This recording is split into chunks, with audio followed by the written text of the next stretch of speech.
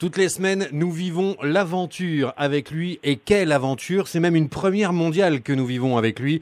Le passage du Nord-Ouest à la rame. Charles Edrich est parti il y a 2 semaines de Toutouyaktouk et à bord du rameur des glaces. Nous le retrouvons en direct aujourd'hui. Bonjour Charles. Oui, bonjour.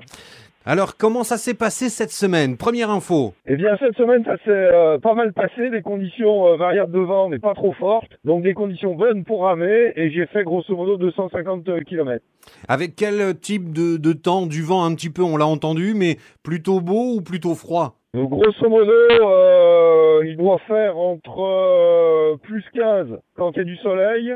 Et puis, quelques degrés au-dessus de zéro quand il n'y en a pas. Et ce qui est surtout gênant, c'est la pluie. Il y en a très souvent. Et à l'intérieur de mon tout petit abri, il faut gérer l'humidité. Là, je commence à avoir un peu tout mouillé, notamment mon duvet. Et d'avoir le duvet mouillé, c'est quand même très gênant. Donc là, j'ai hâte d'avoir 2 ou 3 jours de soleil continu pour essayer de faire sécher un peu. Donc.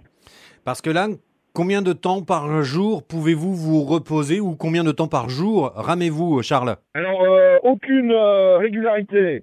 Là, par exemple, je viens de ramer grosso modo 20 heures sans quasiment m'arrêter parce qu'il fallait absolument... Je savais que le vent allait changer, donc il fallait que je profite de conditions correctes pour rejoindre une île, ce que j'ai fait.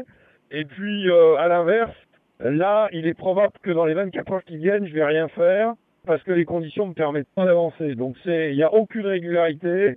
Ça va de quasiment 24 heures de rame sans discontinuer à aucun effort.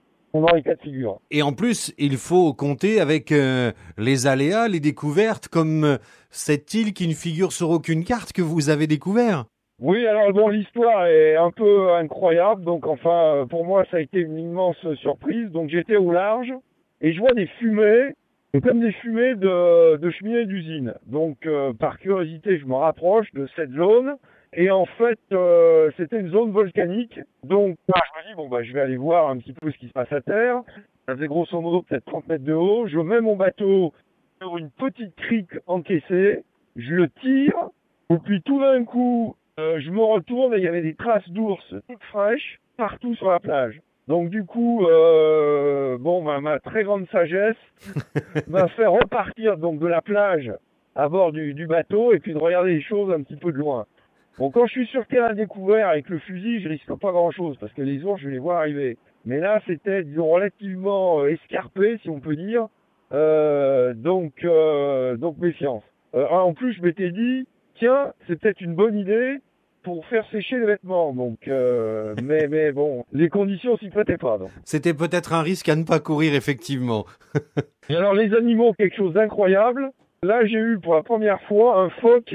Normalement, les phoques, ils sont très curieux, mais il reste une 50aine de mètres du bateau. Ça peut arriver de les toucher quand ils se reposent et qu'ils se font surprendre. Comme le bateau fait quasiment aucun bruit, surtout quand je dérive. Bon, mais après, ils partent tout de suite.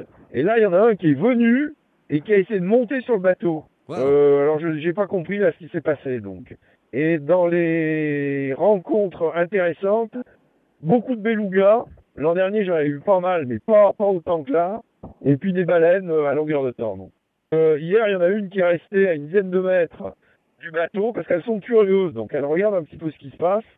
Mais comme il y en a une l'an dernier qui m'a soulevé, je suis toujours un petit peu suspicieux quand j'en vois une de trop près. Donc. Charles Edrich fait un voyage fabuleux et nous avons la chance sur France Bleu Pays de Savoie qu'il nous le fasse partager. Il est avec nous toutes les semaines et on découvre ces rencontres. Alors on n'espère pas le voir rencontrer et nous décrire de près un ours polaire. Hein. Non, les traces nous suffiront. En tout cas, Charles, on vous fixe rendez-vous la semaine prochaine? Eh bien, avec plaisir, la semaine prochaine. Merci Charles et bon courage. Merci, au revoir. Merci.